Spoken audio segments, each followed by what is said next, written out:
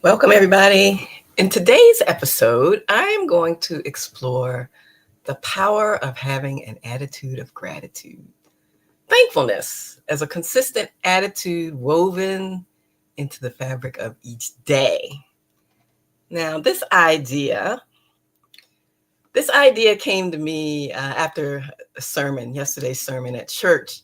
It was about the story of when Jesus healed 10 lepers and only one of them came back to thank him. And I kept wondering what the other nine were thinking. Like, really?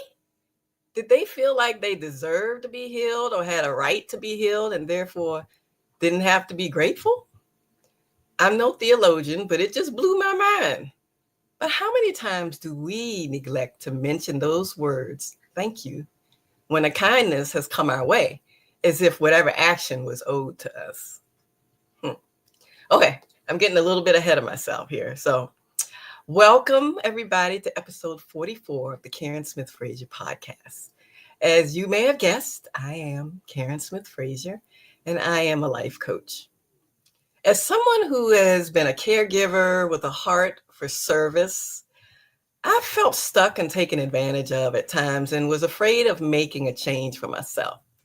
After about 10 years in my last nursing position, I started feeling restless and stifled, like I could use my skills to help people build healthy, fulfilling lives, not just, recovering from illness, but instead in multiple areas in their life. And it was a chance I wanted to take, and I'm glad I did, to make that change. Now I get to help folks who were like me, those who had a desire to live out their lives more fully and go from stuck and fearful of change to fulfilled and motivated to explore and go after their own goals without feeling guilty. Ladies and gentlemen, we got to stop doing that. Okay, now to the podcast, Attitude of Gratitude. Well, welcome to podcast number 44, Attitude of Gratitude, where today I'm going to explore how thankfulness can become a consistent thread woven into the fabric of our daily lives. Today's episode draws inspiration from a personal story, a moment of challenge, and the wisdom found in shifting my perspective in tough times. About 23 years ago, I got sick, and the illness affected my eyes. At the time, my kids were young. They were elementary and middle school age. And I remember my youngest saying to me, "It's okay, Mom. If you can't read anymore, I'll read to you." Now, that simple act of kindness really touched me. I can picture it right now, like exactly where I was, where he came to the side of my bed and just, matter of factly just told me, "I'll read for you, Mom." And, at that time also my mind went to worry. What if this is a permanent thing? What if it doesn't get better? In that moment, fear tried to overshadow gratitude. But 20 some years later, it's the feeling of gratitude that stands out the most. So, why is having an attitude of gratitude a big deal? Well, when life throws us curveballs, as my guest Dee Hankins mentioned a few months ago, that could be a sudden illness, loss, injustices, or disappointment. The first questions that pop into our heads are often, why? Or why me? These are natural questions, but they rarely give us satisfying answers. What I've discovered is that shifting to what questions helps me cope better. What is this? What in the world? And my favorite, okay, God, you've got my attention. Now what? So it's in these moments when we ask, what now, that gratitude finds its way in.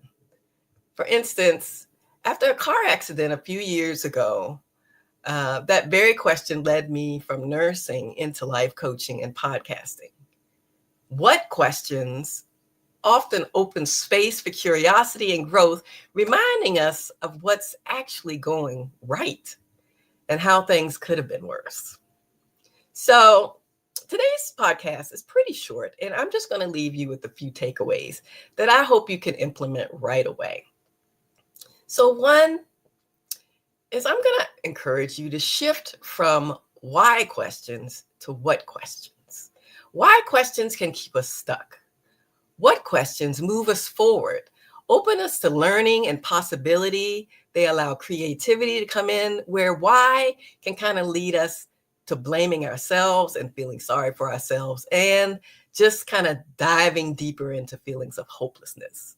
So I encourage you to use what questions. What can I do in this situation?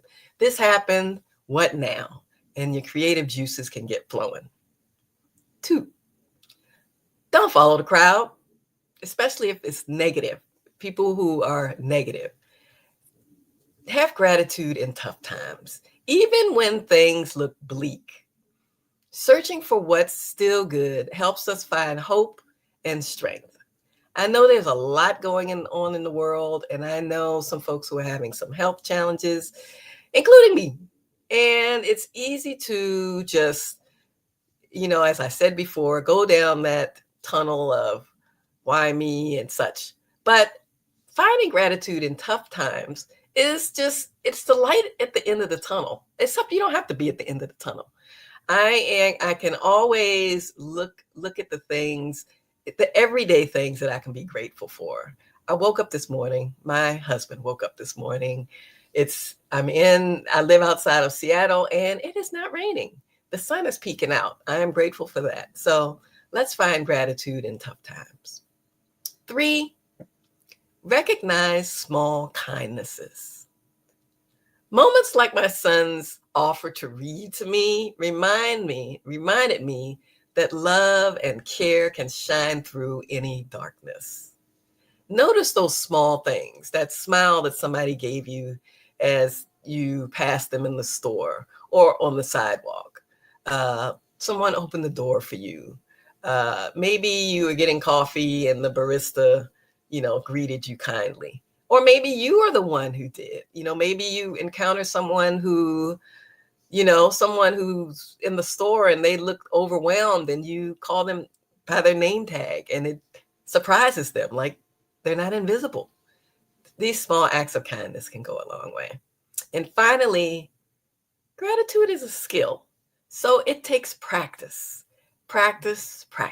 It takes practice to weave thankfulness into each day, especially when life gets hard.